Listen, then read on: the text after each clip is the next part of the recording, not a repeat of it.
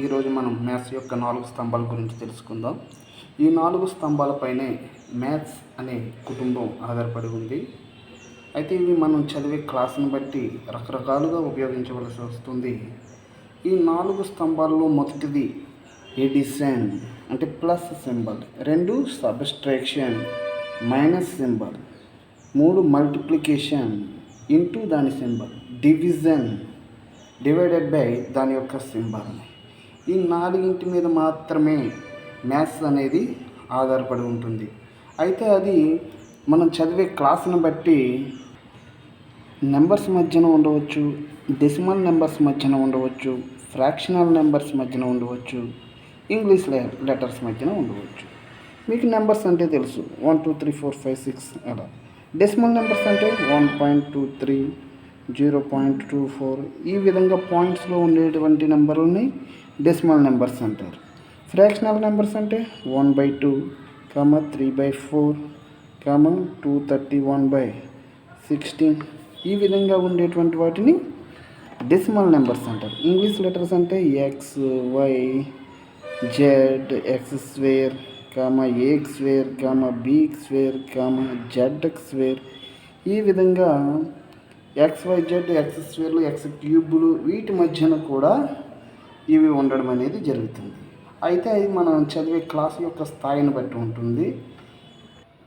ఇంకా స్థాయి పెరిగే కొద్దీ, క్లాసులు పెరిగే కొద్దీ root numbers, root A, root B, root 2, root 4, root 7 ఇలా రూట్ నెంబర్స్ మధ్యన ఉంటుంది. పై, 2π, 3π ఇలా పై నెంబర్స్ మధ్యన ఉంటాయి.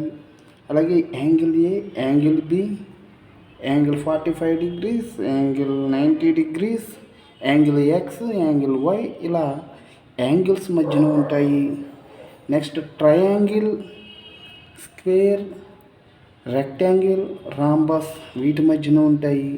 అలాగే మ్యాట్రిసెస్ మధ్యన ఉంటాయి. ఇలా 4 నెంబర్స్ ఉంటాయి, ఇక్కడ ఒక 4 నెంబర్స్ ఉంటాయి. ఆ రెండింటి మధ్యలో ప్లస్ ఉంటే ఏం చేయాలి, ఇంటూ ఉంటే ఏం చేయాలి, డివైడెడ్ బై ఉంటే ఏం చేయాలి, మైనస్ ఉంటే ఏం చేయాలి అనేవి ఉంటాయి. ఇంకా పెద్ద స్థాయికి వెళ్ళే కొలది డెరివేటివ్స్ అంటారు. d/dt మధ్యన, ఇంటిగ్రేషన్స్ మధ్యన దీన్ని ఇంటిగ్రేషన్ అంటారు.